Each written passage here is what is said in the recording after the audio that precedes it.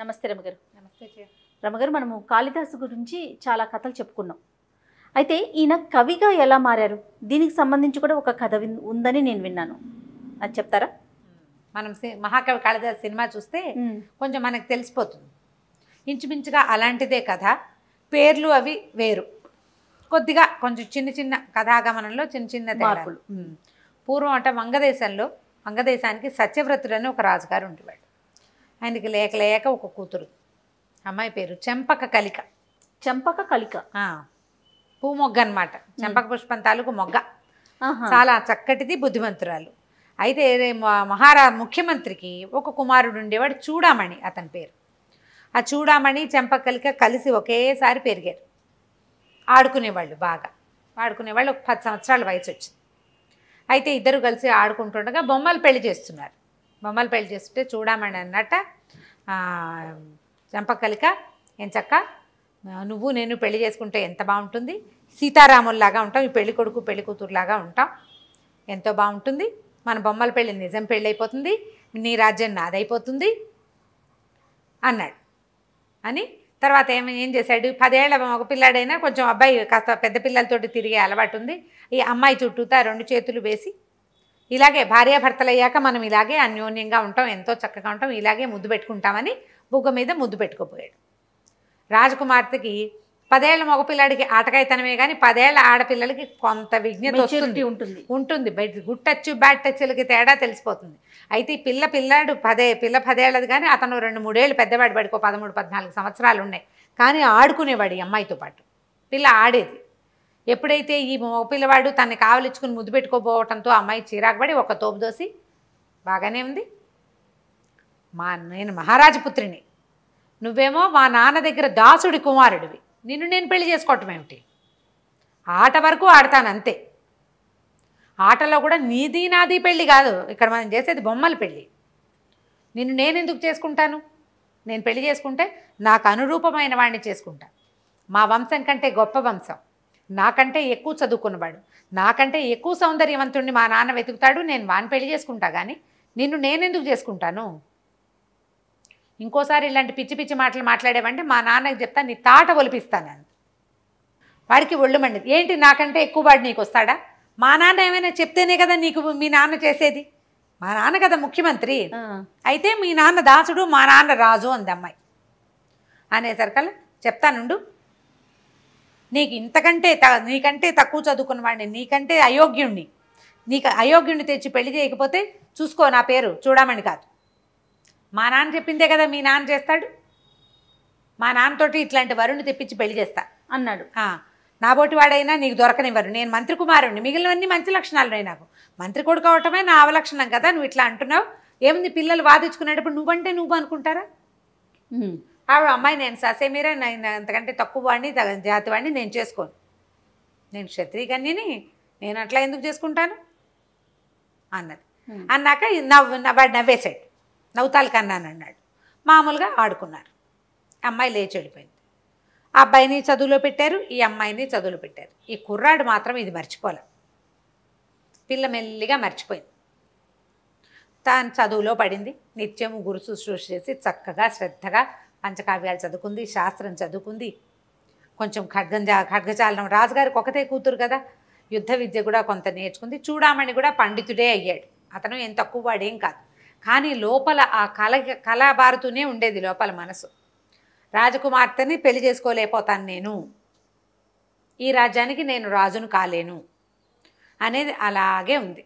అయితే చెంపక కలిక పెద్దదైంది. తర్వాత అమ్మాయికి వివాహయోగ్యమైన వయసు వచ్చింది, అంటే 17-18 సంవత్సరాలు వచ్చినాయి. ఇప్పుడు పెళ్లి చేద్దాం అనుకున్నారు. సరే మంత్రి గారు రాజుగారు మాట్లాడుకున్నారు. పిల్ల ఇంత ఉత్తమ రాజకన్యక, మంచి వంశంలో పుట్టిన పిల్లే అదే కాకుండా బాగా చదువుకుంది, విద్యావతి అమ్మాయి.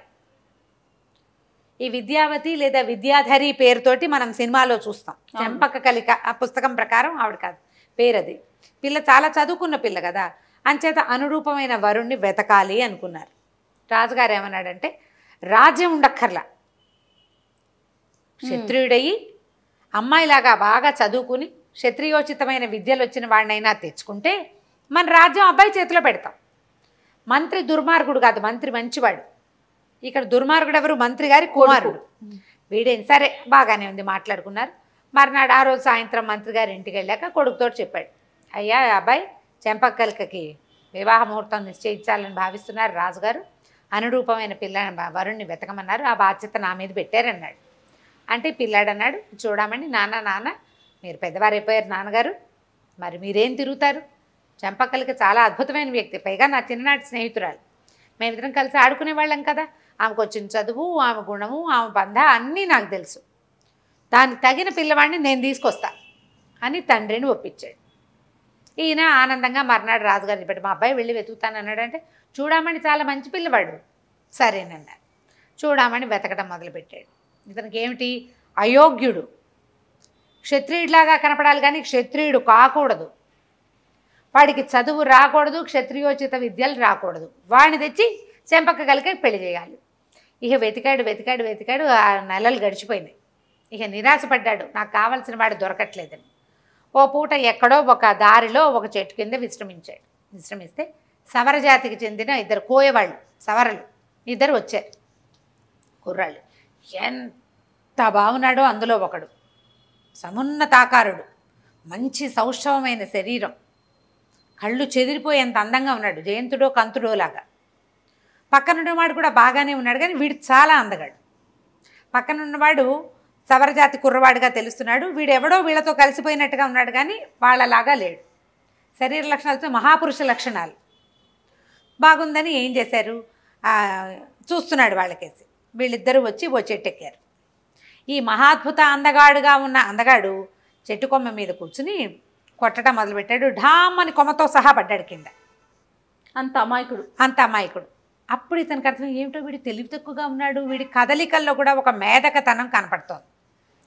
చూడ్డానికి ఆకారం బాగుంది, బొమ్మలా నుంచుంటే బాగున్నాడు, వీడు కదిలినప్పుడల్లా ఏదో తెర్రతనం తెలుస్తుంది, అమాయకపు నడక, తొట్టుపాటు అవి కనపడుతున్నాయి. 3 సార్లు 4 సార్లు కొమ్మల మీద నుంచి పడ్డాడు, మళ్ళీ ఎక్కుతున్నాడు. వాళ్ళిద్దరూ మాట్లాడుకుంటున్నారు. అక్కడి నుంచి ఈయన ఏం చేశాడు, ఎవరే రారా ఇట్రా అబ్బాయి అని పిలిచేసరికల్లా కేవ్వమని భయం వేసింది వాడికి. బాబో ఏదో దయ్యం రా పిలుస్తోందిరా అని. ఎందుకంటే చూడామణి వేసుకున్న సవరలు వాళ్ళు కోయి వాళ్ళు ఎలాంటి బట్టలు వేసుకుంటారు, నడుముకి ఏదో చిన్న ఆచ్ఛాదన, తర్వాత నెత్తి మీద ఏమైనా ఈకలు పెట్టి, పల్లెటూరులో లోపల అడవుల ప్రాంతాల్లో ఉండే వాళ్ళ వస్త్రధారణ వేరు. ఈ చూడామణి ఓ గుర్రము, తర్వాత ఏమో చక్కగా పంచ, పైన ఒక కూరపాచ, ఒక చొక్క, తలకొక పాగ, ఉత్తరీయం, నగలు ఇవి ఉన్నాయి. బాబోయ్ ఏదో దయ్యం రా, దయ్యం అని కేకలు పెట్టాడు. రెండో అన్నాడు, ఒరే వీరన్న దయ్యం కాదురా, ఏదో కొంచెం మనిషిలాగానే కనపడుతున్నాడు, దగ్గరికి వెళ్దాం పదా అంటే, దగ్గరికి వచ్చేసరికల్లా నువ్వు వద్దు, నాకు వీడొస్తే చాలు, నాతో వస్తావా అని అడిగాడు. అడిగేసరికి కంగారు పడ్డాడు అబ్బాయి, అందంగా ఉన్న అబ్బాయి.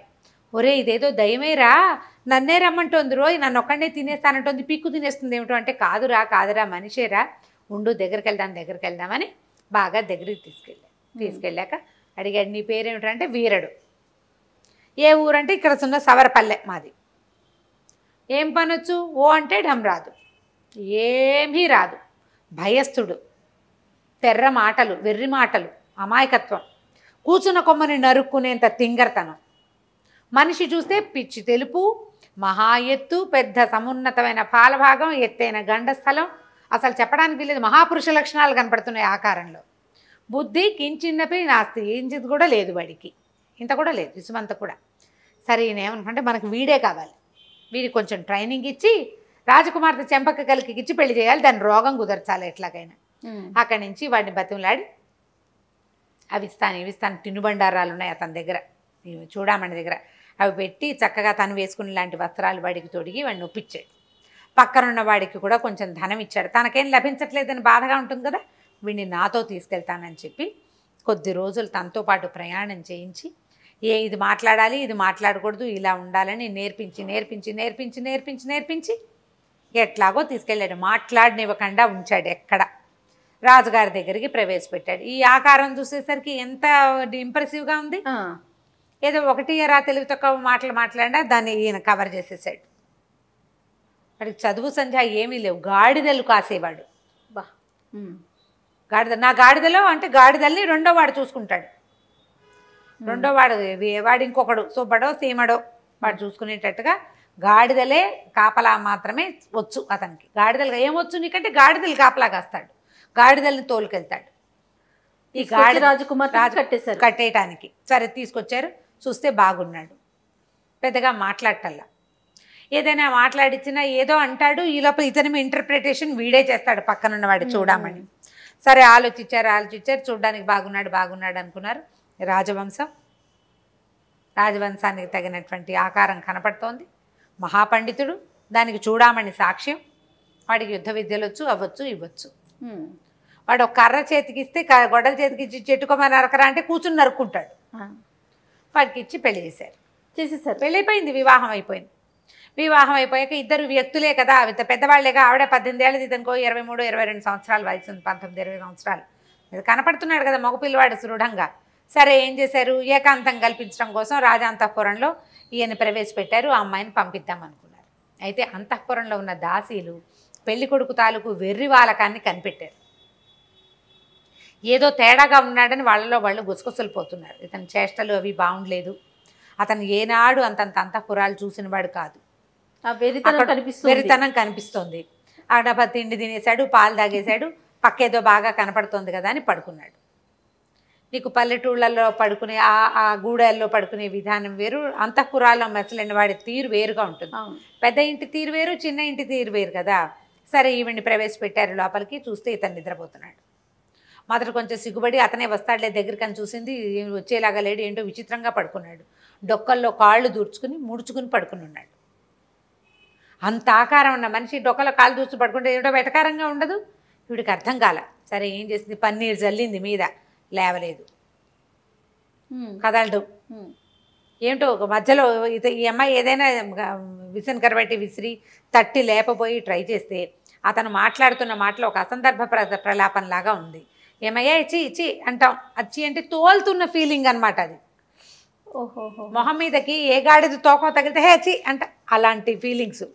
ఏమిటి ఇతను ఇట్లా ఉన్నాడు అనేది అర్థం కాల. ఏం చేసింది, సరే ఒకవేళ కావాలని చేస్తున్నాడని అక్కడ ఉన్న తమలపాకు చిలకలు అవి ఇవి పెట్టారు కదా, ఒక చిలకని ఇలా నలిపి నోట్లో పెట్టింది. పెట్టేసరికల్లా ఏ తూతూ అని ఉమ్మేస్తూ, వరే ఈ గాడిద పెంటికలు వేస్తోందిరా, దీని తోలే అన్నాడు.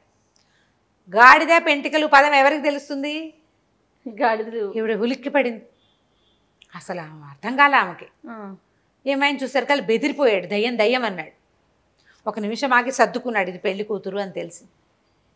అమ్మ ఏం చేస్తుంది, వీడికి ఏమీ రాదు, మాట్లాడడం మొదలు పెట్టేసరికల్లా వీడికి సంస్కృతం రాదని, నువ్వేం చదువుకున్నావంటే ఏం చదువుకోలేదు, ఏం చేస్తావంటే గాడిదలు కాస్తా చెప్పేశాడు. నువ్వు ఎక్కడి నుంచి వచ్చావంటే అడవిలో వాడికి కనపడ్డా వాడు నన్ను తీసుకొచ్చాడు. చూడామని చిన్నప్పుడు అన్న మాటలు మర్చిపోయింది. అమ్మాయి గుర్తు కూడా లేదు, వాడంత పని చేస్తాడని అనుకోలే. చివరికి అదే పని చేశాడు. అయ్యో నా దౌర్భాగ్యం, నాకు ఇట్లా వచ్చిందే, నేను ఇప్పుడు ఏం చేయను. అక్కడి నుంచి ఇది బాధ్యత. కానీ ఆకారం చూస్తే మాత్రం ఇది కోయ జాతిలో పుట్టినట్టు ఆకారం కాదు. సాముద్రిక లక్షణాలు, ఉత్తమ సాముద్రిక లక్షణాలు ఉన్నాయి అతని దగ్గర. మనిషి చాలా బాగున్నాడు. సరే నువ్వు ఎక్కడి నుంచి వచ్చావు, నువ్వు సవరలోనే పుట్టావా, మీ అమ్మ ఎవరు, మీ నాన్న ఎవరు అంటే, నేను సవరల దగ్గరే పెరిగా, కానీ నేను వాళ్ళకి పుట్టలేదు, వాళ్ళు నన్ను ఎక్కడి నుంచో తెచ్చారు. నీకెవరు చెప్పారంటే, ఒకసారి ఒక సోదమ్మ అడగటానికి మా ఇంటికి వచ్చింది. సోదమ్మాయి వచ్చింది, మా అమ్మ మా సోదమ్మాయి మాట్లాడుకుంటున్నారు, అప్పుడు నేను విన్నా అన్నాడు. ఏం మాట్లాడుకున్నారంటే, ఈ కుర్రాడు వచ్చాక మీ సంగతి బాగుందా అని అడిగింది. మా సంగతి బాగుంది, మా గుంపులో ఎప్పుడు ఏమీ నష్టాలు జరగలేదు, గాడిదలన్నీ పిల్లలు పెట్టాయి, బోళ్ళని గాడిదలైనాయి అని చెప్పింది మా అమ్మ. మాలాగానే ఒక బాపన కుర్రాడు, ఇంకొక మా గుంపులాగానే ఇంకో గుంపులో కూడా బాపన కుర్రాడు దొరికాక వాళ్ళ జీవితాలు బాగున్నాయని చెప్పింది అని చెప్పాడు. అంటే ఇతను ఒక బ్రాహ్మణ యువకుడు అవ్వడానికి అవకాశం ఉంది. ఎక్కడో పిల్లవాడు దొరికాడు వాళ్ళకి, వాళ్ళు తెచ్చి సవర్గూడెంలో పెంచారు. వాళ్ళతో పాటు పెరిగినప్పుడు అమాయకుడు మేధకుడు ఆ పడిపోయిన సమయంలో ఎక్కడో తల్లిదండ్రుల నుంచి తప్పిపోయాడు. తలకి తగిలిన దెబ్బలో జ్ఞానం లేదు. ఈ అమ్మాయి ఏమనుకుంది అయితే ఏడ్చింది. ఏడ్చేసరికి నువ్వు ఎందుకు ఏడుస్తున్నావు అన్న. ఏం చేయను, నేను చాలా చదువుకున్నాను, నీకు ఒక్క ముక్క విద్య లేదు, నీతోటి నేనేం చేయను, ఈ రాజ్యం అంతా నీ చేతిలో పెట్టాడు నా తండ్రి అని ఏడ్చింది. విద్య లేదా, నాకెందుకు విద్య లేదు అన్నాడు. నువ్వు కింద జన్మలో ఎవ్వరికీ పెట్టుండవు విద్యని, నీకు విద్వాంసుడు అయ్యి నువ్వు ఎవరికి చదువు చెప్పుండవు, అందుకే నీకు ఈ జన్మలో అవిద్య వచ్చేసింది, అజ్ఞానంతో ఉన్నావు నువ్వు. విద్యాదానం చేయని వాడు ఇలా అయిపోతాడు, విద్య లేదు నీకు, ఈ విద్య లేని వాడితోటి నేను ఎట్లా ఉండాలి, నేను ఇంత విద్యావతిని అని బాగా ఏడిస్తే ఎట్లా వస్తుందో చెప్పు, నాకు ఆ విద్య ఎట్లా వస్తుందో చెప్పని ఆమెను కుదిపి అడిగాడు.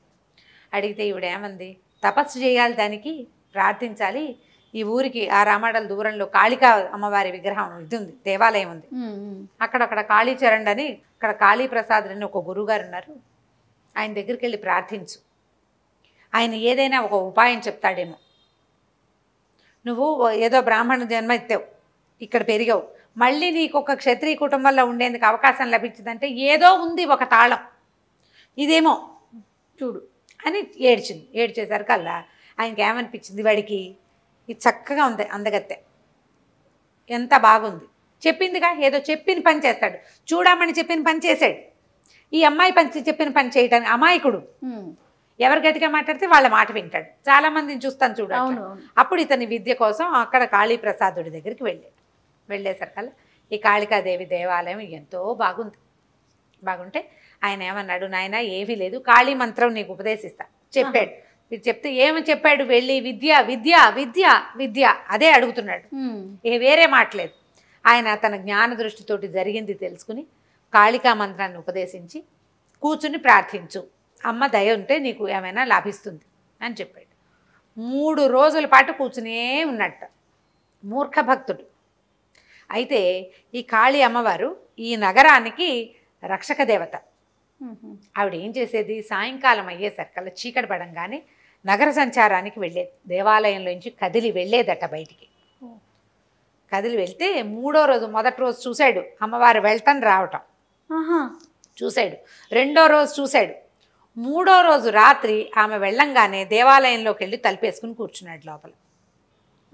తెల్లవారుసామున సంచారం ముగించుకుని అమ్మవారు వస్తుంది. నగర సంచారం చేస్తాయి దేవతలు, మనం ఇట్లా కొన్ని చోట్ల చూస్తాం. మనం వరంగల్ భద్రకాళి అమ్మవారు నగర సంచారానికి వెళ్తారంట, కామాక్షి అమ్మవారు వెళ్ళేదని అవును వింటాం, మధుర మీనాక్షి వెళ్తుందని అలాంటివి కథలు వింటుంటాం కదా.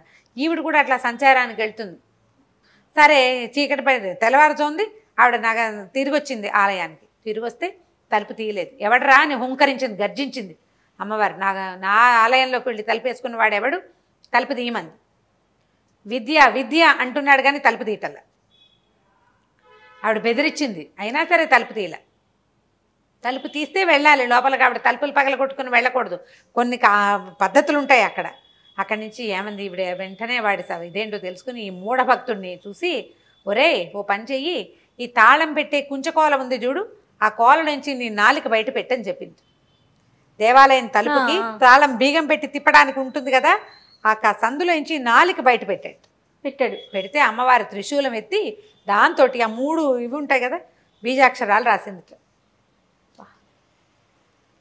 ఈ కథ ఇట్లా ఉందన్నమాట. ఈ బీజాక్షరాలు రాసేసరికల్లా ఆ వెంటనే అతనికి జ్ఞానం వచ్చేస్తానమాట. ఆ బుర్ర లోపల మూసుకుపోయి ఉన్న ఎన్ని కిటికీలో తెరుచుకున్నాయి ఒకేసారి, మహాద్వారాల కింద అవి నలకంత ఉంటాయి కదా, అవన్నీ ఒక్కసారి జ్ఞానప్రసాదం వచ్చేసిందనమాట వాటిలలోకి. ఆ తలుపులు తీశాడు, మహోగ్ర రూపంగా ఉన్న కాళికాదేవిని చూశాడు. చూసి మహాద్భుతంగా ఒక కవితా ఝరీతోటి సంస్కృతంలో అమ్మవారిని ప్రార్థన చేశాడు. అదే శ్యామలా దండకం అనుకుంటాం. మాణిక్య వీణాముపలాలయంతి శ్లోకాలు అవి శ్యామలా దండకం. ఈ కనపడుతున్న స్వరూపం కాళీ స్వరూపం ఆకుపచ్చటిది, అదే నల్లటిది శ్యామస్వరూపం. శ్యామ అంటే గ్రీన్ అని బ్లాక్ అని 2 అర్థాలు ఉన్నాయి. మనం శ్యామల సాధారణంగా మరకత మణులతో చేసినటువంటి శ్యామల స్వరూపాన్ని చూస్తాం, గ్రీనిష్గా ఉండే బ్లాక్ అన్నమాట. ఆవిడని ఇప్పుడు మొదట చూసింది ఎవరు, ఈయనకి చక్రం మొహం మీద రాసింది, నాలుక మీద రాసింది సంహారక శక్తి ఆవిడ, కాళిక కదా. ఇతను తలుపు తీసేసరికి ఈయనకి పూర్తి జ్ఞాన స్వరూపం తెలిసిపోయింది. శుద్ధ జ్ఞాన స్వరూపతత్వమైన శ్యామల స్వరూపాన్ని దర్శించాడు ఈయన. శ్యామల జ్ఞానశక్తి ఆ రూపాన్ని చూసేసరికల్లా ఈయన ఈ శ్యామలా దండకాన్ని చదివాడట. ఆ తర్వాత ఇక్కడ ఉన్నాడు 3 రోజులు అయిన తర్వాత, 3వ రోజు తెల్లవారిన తర్వాత ఇక్కడ జరిగింది తెలుసుకుని ఆవిడ వచ్చింది, చెంపక కలిక యువరాణి. వచ్చేసరికల్లా దండం పెట్టింది, అడిగితే ఈయన భారీగా గుర్తించలే ఆమెని. నిన్నటిది వేరు, ఇవాళటిది వేరు. నిన్నటి మన వివాహము మన కలయిక అనేది నిన్నటితోటి ముగిసిపోయింది, నాకు ఇప్పుడు కొత్త జీవితం వచ్చేసింది కాబట్టి నేను నిన్ను ఏలుకోనని చెప్పేశాడు. నీతోటి నేను ఉండను అనగానే ఆవిడ లబలబలాడుతూ ఏడ్చింది. నేనే కదా నిన్ను ఇక్కడికి పంపించాను, ఇంత విద్యాస్వరూపుడు అయిన తర్వాత నన్ను వదిలిపెడతానంటే ఎట్లా అంటే, నా మనసు అయితే దాని మీద లేదు. నేను అమ్మవారిని ధ్యానించుకోవాలి, కవిత్వం రాయాలనుంది నాకు, నేను కవిని అవ్వాలి, నాకు వచ్చినటువంటి ఈ శాస్త్ర సంపద ఒక్క అక్షరంతో అమ్మవారు రచించిన బీజాక్షరాలతో వచ్చిన ఈ విద్యని నేను సార్థకం చేసుకోవాలని అక్కడి నుంచి ఈ కాళికా ప్రసాదంతో ఈ రకంగా అయ్యాడు. కాబట్టి కాళిదాసు పేరుతో ఆయన అలా దేశ సంచారానికి వెళ్ళిపోయాడు. రకరకాల దేశాలు ప్రాంతాలు తిరిగి ఎన్నో చోట్ల తన కవితా స్వరూపాలతో చాలా కవితా ఝరితోటి ప్రజల్ని ఆకట్టుకుని చివరికి విక్రమార్కుడి దగ్గరికి చేరాడని, ఆ తర్వాత ఈవిడ కూడా ఇక చంపక్కలకి కూడా అక్కడికి వెళ్ళి ఆయన దగ్గర భారీగా స్థానం సంపాదించిందని కథ చెప్తారు. కానీ ఇది కాళిదాసు స్థూల కథగా చెప్తారు. చాలా బాగుందండి, అద్భుతం. అమ్మవారు రాశారు బీజాక్షరాలని విన్నాం, కానీ దీని వెనకాల ఇంత కథ ఉందని తెలియదు. అద్భుతం అండి. నమస్తే. నమస్తే.